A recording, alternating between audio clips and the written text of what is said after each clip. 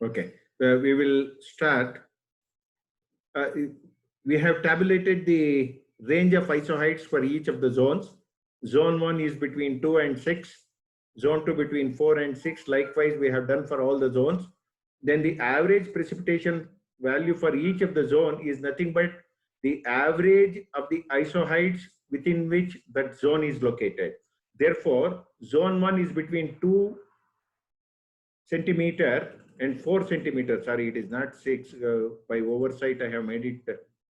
So let me go back to the sketch. Zone 1 is between 2 and 4. 1 second. Zone 1 is between 2 and 4. To the right side, it is 2. 1 second. A small mistake I have done. 2 and 4. So this should have been 4. 2 and 4.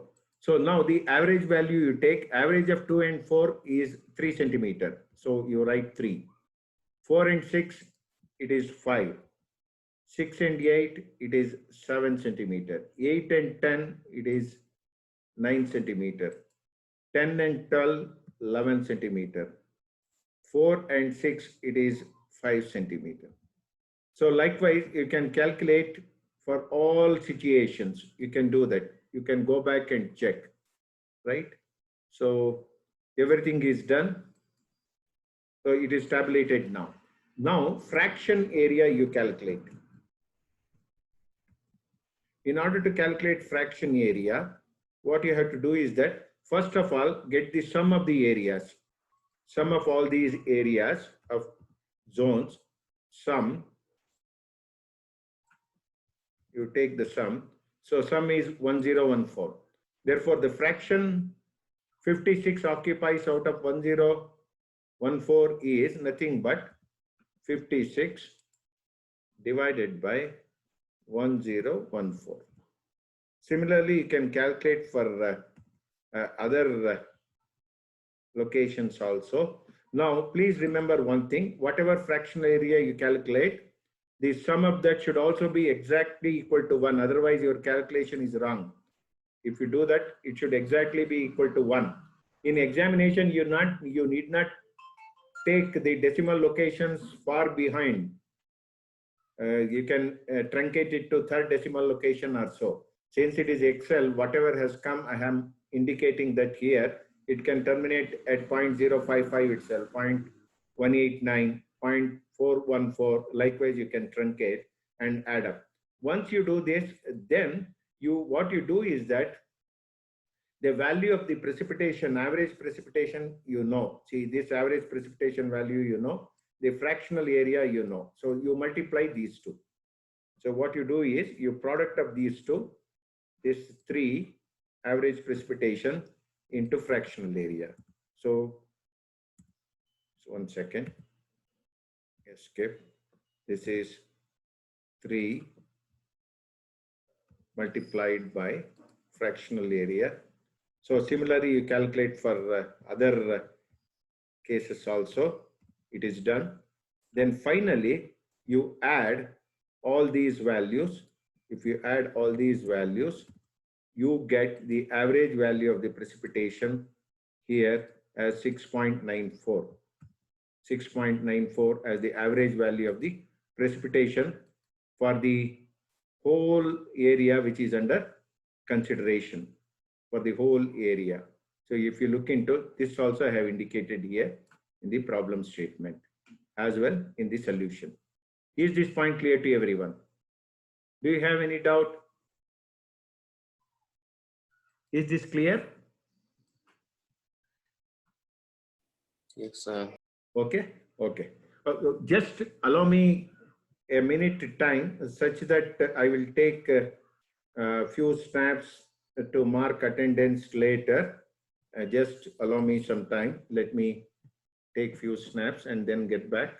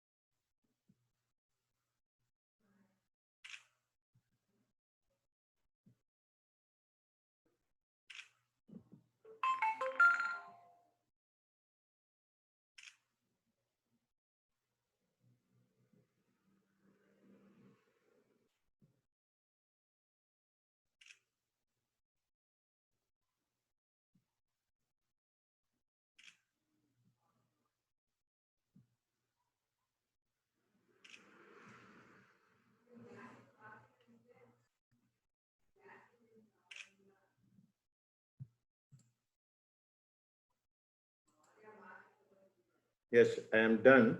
We will continue. At this point of time, any doubt with this? If you have any doubt, you please let me know. Otherwise, we will move further. Shall we go further? All examples are clear. Two of regular geometric shape and another irregular geometric shape using Thiessen network, and third one by isoheitel method. And more or less every year you can expect one of these methods to appear in examination. It is quite a possibility. You can think of this. Shall we move ahead? No response. Yes, sir. Okay. Yes, sir. Okay. So now continuing further, what is that we need to do? See, here we have calculated mean precipitation by 3 different methods. Supposing for some reason some data is missing, some precipitation data is missing at station M.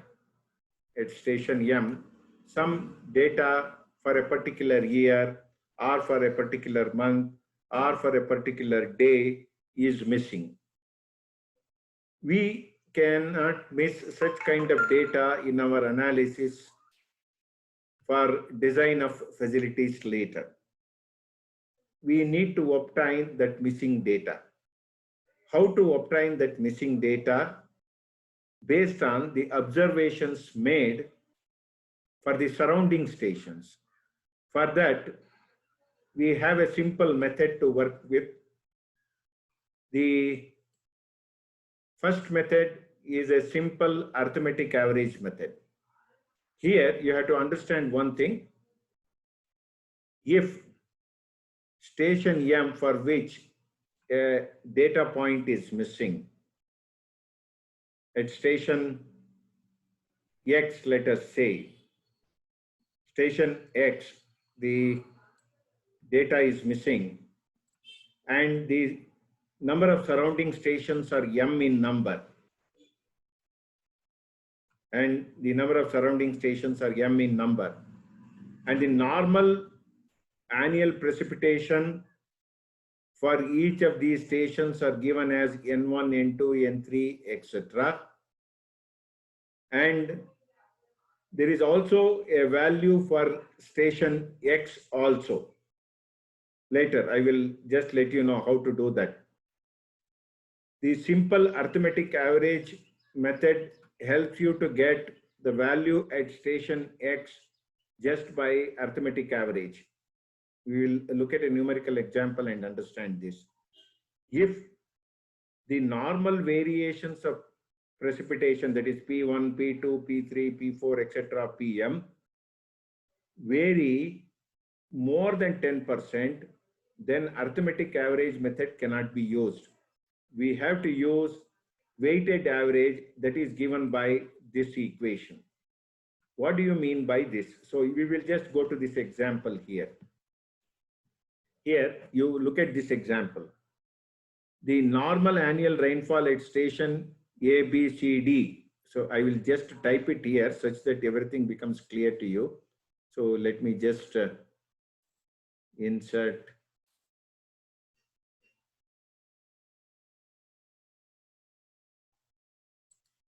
Yeah, I will type station A, station B, station C, station D. So the normal rainfall, I will write normal rainfall, and the first row is for station. The normal rainfall, see here for A 80.97, for B 65.79, for C 76.28, for D 92.01 is given. Then D was inoperative and the stations ABC recorded annual precipitation. So annual precipitation. annual precipitation value I will type here. For A, we have 91.11. For B, it is 72.23.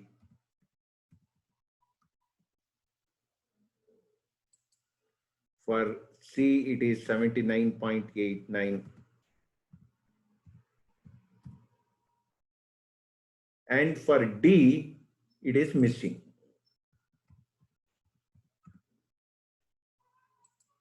It is missing. So how to calculate the value of this missing data given the values of normal rainfall and the annual precipitation in other stations other than missing. So here we have used a weighted average method. So you just look at the situation here. If the normal precipitations vary considerably, it is more than 10%. For example, what are the values of normal precipitation here? These are the values of normal precipitation. I will just go back to Excel and show you. Control C. These are normal values of precipitation. Now, what is the least value here? It is 65.79. 65.79 is the least value. We will just take to understand whether the other values are within 10% or not. So if you add 10% to this plus 10% means 0.1 of 65.79. The higher range is 72.369. The lower range also I will calculate. This is 65 minus 10% of 65.79, 59. So other than this 65.79, if the other values are in the range of 59 to 72, 59 to 72, then arithmetic average itself is sufficient. If it is beyond these two limits, then weighted average will become necessary. If you look into this, the other values, this 80, this 92, this 76 are always outside, And it is not necessary that you have to take the least value and decide on this. You take the highest value, 92.01. I will take 92.01. 1 second. 92.01. 10% more than this. This plus 0.1 times 92.01. 10% less than this equal to this minus 0.1. Okay. Now, if other values are within the range of 101 to 82 other than 92, then arithmetic average is quite all right. Is this point clear to everyone? How to calculate whether it is less than 10% or greater than 10%? This is clear? Yes, somebody please respond.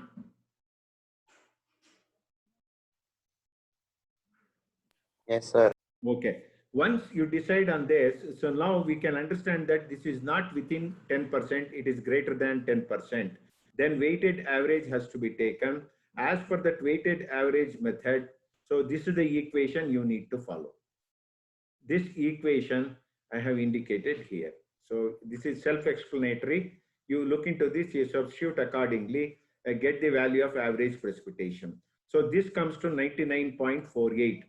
For example, just in case, if you take only the average of all other values, then that would be a deviation from this. It would be a certain deviation from this, not a realistic value. Hence, we need to adopt only this one. That means to say that the average of these three, if you take, for example, 1 second, let me show you that also.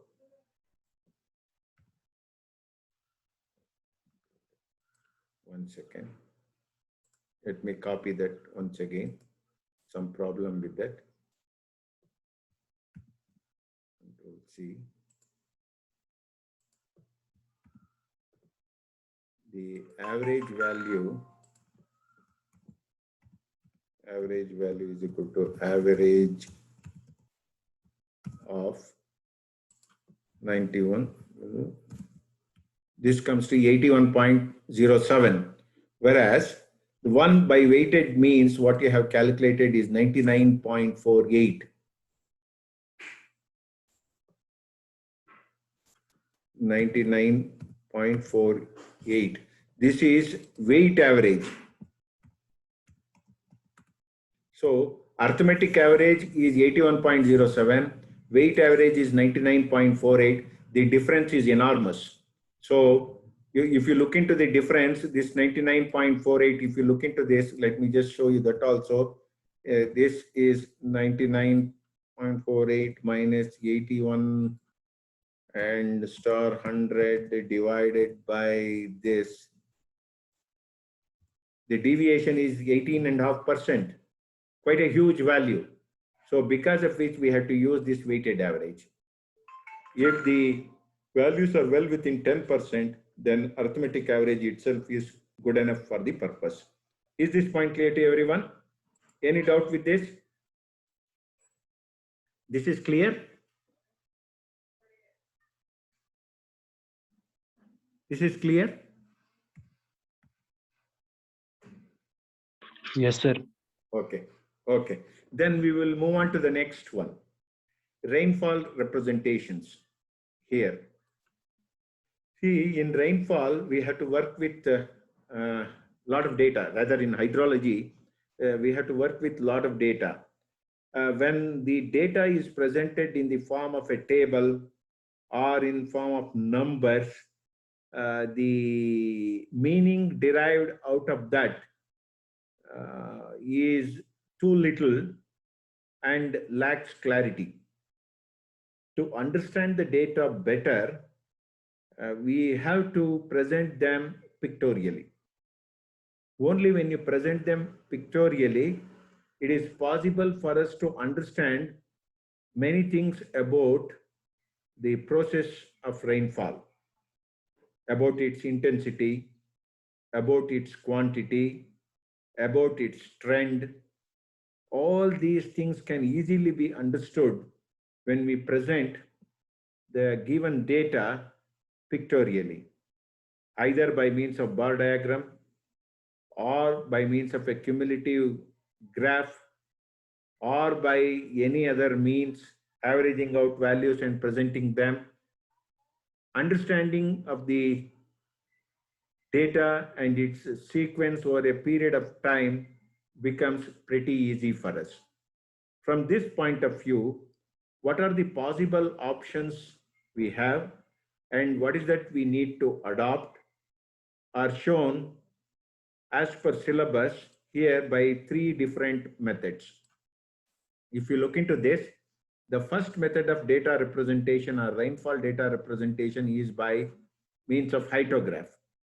The second one is incremental hydrograph or bar graph. It is also called as bar graph or histogram. The third method of representation is moving average curve. So all these methods, whatever we employ, are nothing but the one which would be plotted on a graph sheet for better understanding. Even in examination, you may have to plot the given values on a graph sheet and present them as either hydrograph or bar graph or moving average curve. Few examples, numerical examples in this case will illustrate the method better. So first of all, let us think of this hydrograph. When we think of this hydrograph, let us go back and understand what we discussed in case of a recording type of rain gauge. For example, if I take you back 1 second, just hold on for a while. I will just show you what we discussed and then come back to this. One second. Yeah. See, we discussed about 3 types of rain gauges for measurement of rainfall. One is standard or ordinary rain gauge, manually read. That is Simon's rain gauge. This is Simon's rain gauge. And then the second one is a self-recording rain gauge, which records by itself as a continuous plot. The third one is automatic rain gauge data logger, which we have not discussed in great detail because it is not necessary as per syllabus. So referring to this self-recording rain gauge, we discussed this float type siphon rain gauge. And this is some type of rain gauge where we will have a float actuating a clock-driven drum on the surface of which a penarm is fitted. This penarm will plot a graph of the rainfall occurring as a function of time, and that would represent the hyetograph. That means to say that the cumulative values of the rainfall over a period of time is plotted for the purpose, and that represents hyetograph. And because of which the hyetograph is a useful tool not only to measure the total quantity of the rainfall at any point of time, but also to measure the intensity of rainfall at any time instant. So whatever you get out of recording type of rain gauge, siphon type, weighing bucket type, or tipping bucket type, wherein we have a clock-driven drum with a chart on the top of which a penarm plots the rainfall values, will help you to obtain this hyetograph. Now, let us just look at how we can plot a hyetograph given values of the rainfall as a function of time. So plot cumulative hyetograph of 5-minute duration, 30-minute duration, 60-minute duration, 120-minute duration separately, and also plot incremental hyetograph, a bar diagram for the following data. So this is what is indicated here. First, let us look at the data, the time. The time, you can take it in minutes. So it is said that it is in minutes, a time in minutes. The values are suggested here, and corresponding values of the rainfall is shown here. In order to plot the cumulative hyetograph, what you have to do is that you have to add cumulatively all these values. I will go back to Excel sheet. I will take it here, the rainfall values. All rainfall values are taken. So what does this indicate? At the time instant starting 0, there is no rainfall, 0. This is time is in minutes. You can take it in minutes. It is not very clear there. Okay. After 5 minutes, the quantity of rainfall is 0.508 mm. Between 5 minute and 10 minute, the quantity of rainfall is 8.636 mm. Between 10 and 15 minute, it is 2.54. Between 15 and 20 minute, it is 1.016 mm. Similarly, between 35 and 40, it is 12.7. Is this point clear to everyone? Is this clear? Reading from the table. Reading from the table is clear. Somebody please respond. Is this Yes, clear? sir. Clear? I don't know whether I am reaching you or not. Okay, so at each interval of 5 minutes, the values of the rainfall are mentioned here. Using this, you calculate cumulative rainfall. So I will calculate cumulative rainfall using this. So for the first instance, it is 0 itself. For the second instance, it is 0, plus 0.508. For the third instance, it is 508 plus 8.636. For the fourth instant, 9.14, 2.54. Like this, you take cumulative values. I will do it for other intervals also. Excel is an easy tool. I can do it easily, but in examination, you have to use calculator for the purpose. Okay, the last cumulative value comes as 213.614 mm. And also please check whether the total sum of all these individual values will amount to this. Only then your calculation is correct. So I will check that also. Sum. In examination, you please check this. If things have gone wrong in computation, you will understand very easily.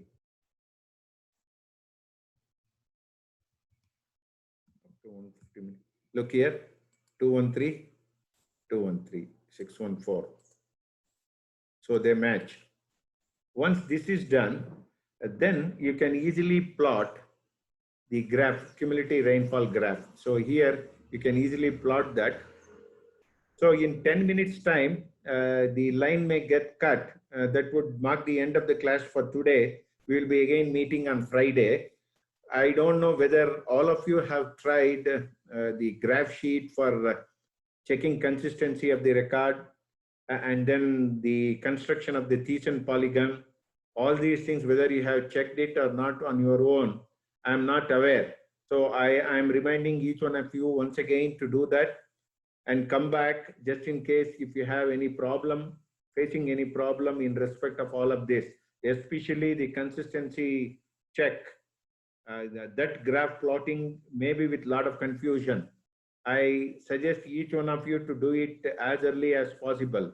And this is one of the question, very important question, which can possibly certainly appear in examination. Just like a numerical example for mean value precipitation computation. So that is very important. And here also, whatever we are doing, the plotting of the hydrograph, you have to practice on a graph sheet. See, it may be a simple process when you just listen, it may appear to be very simple, but when you start plotting, you will have a lot of difficulty in doing things. Now that I am showing everything on Excel, things may look little easy and comfortable for us. But when it is manually done, we have our own share of problem. So please make sure that everything is attended earnestly. Okay. So with this, I will plot this. I will plot these values. One second, I will plot these values to show the hydrograph.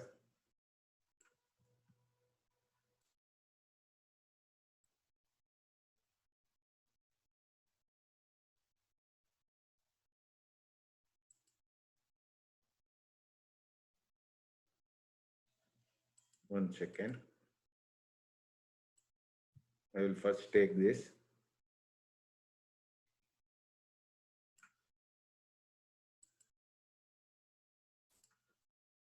This is the hydrograph. And for the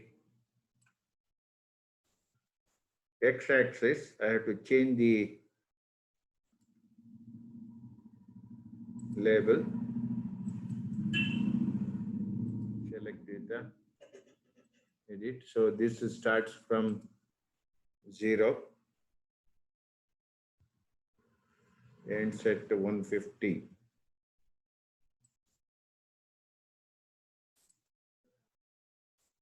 Look at this.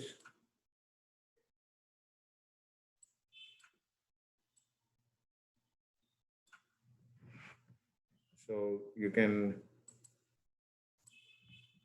edit the chart title, what you have to do in the examination. Hydrograph of 5 minutes duration. 5 minutes duration. And then you may have to add axis titles also. In exam, you have to do all of this. Here, Axis title, primary horizontal. So this is time in minutes. Time in minutes. Vertical.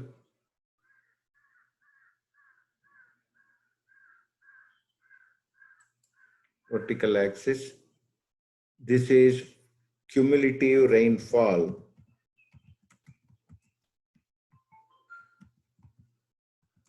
in mm. Cumulative rainfall in mm. So this completes the hydrograph for the purpose. Now, at any instant of time, suppose at 70th minute, if you draw a line, a vertical line, and read the corresponding value onto the y-axis, you get the total quantity of the rain. For example, approximately, let me say, at 60 centimeter, if you look into, this is 100 centimeter of 100 mm of rainfall. See, rather than looking into the data in the form of a table, it is better that we understand this way. At any time instant, after the commencement of the rain, after 50 minutes, what is the quantity of the rainfall? You read from this, it is somewhere equal to 75 mm. You can easily say that. After 60 minutes, what it is close to 100 mm. After 90 minutes, probably it is just little more than 150 mm. So likewise, the total quantity of the rainfall at that point of time can easily be understood. It is not only that. Suppose at any of these points, if you draw a tangent, a straight line touching this curve and measure the slope of the tangent, it gives you intensity of the rainfall. What do you mean by intensity of rainfall? Intensity of rainfall is measured as so many millimeter per hour. For example, if I have to tell you something more on that, look here. See, for 5 minutes, here it is 0.508 mm. What is the intensity for 60 minutes? How much it will be? For 60 minutes, it is 60 divided by 5 star 508. That means the intensity of the rainfall at the 5th minute is 6.096 millimeter per hour. Whereas the same thing at 10th minute, if you take, it is 8.636. That means 60 divided by 5 star 8.636. One second. Equal to 60 divided by 5 star 8.636 millimeter per hour. Look at the huge difference. That is, here 5th minute 6.096 and the next time it is 103.632. You look at the sketch also. The slope abruptly changes here. If you look into this, look here, it is a flat one. The slope abruptly changes here. See, it is a flat one. The slope abruptly changes. So likewise, wherever there are steep slope, that indicates a situation where the intensity is very high. So in design of our facilities, it is not just the total quantity of the rainfall which will become important. The intensity is also very, very equally important. So from that viewpoint, the plotting of graph to represent a hydrograph is a useful representation in terms of understanding the rainfall data. So is this point clear to everyone? Is it clear? How to plot the hydrograph? Plotting of the hydrograph is clear? Yes, sir. Huh? Yeah, any doubt for others?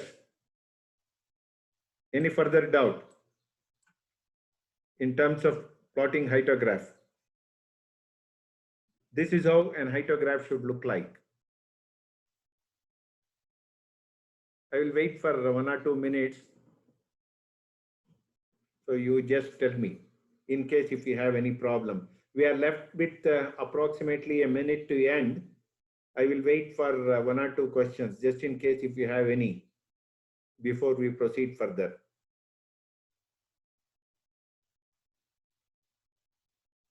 Hytograph. In exam, again, I am repeating, everything should happen on a graph sheet. You should strictly practice all these things on a graph sheet. Don't keep things pending. You start working on that immediately. Otherwise, you would forget and some clarifications may not happen as expected.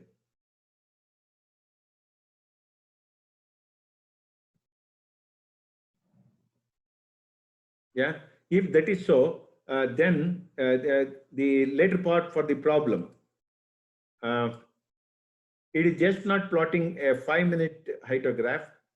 Sometimes we may need a 30-minute hytograph or 60-minute hytograph. The intervals does matter for variety of other reasons. We will look at that sometime later. So if you wish to plot a 30-minute hytograph from the same set of data, how are you going to do that?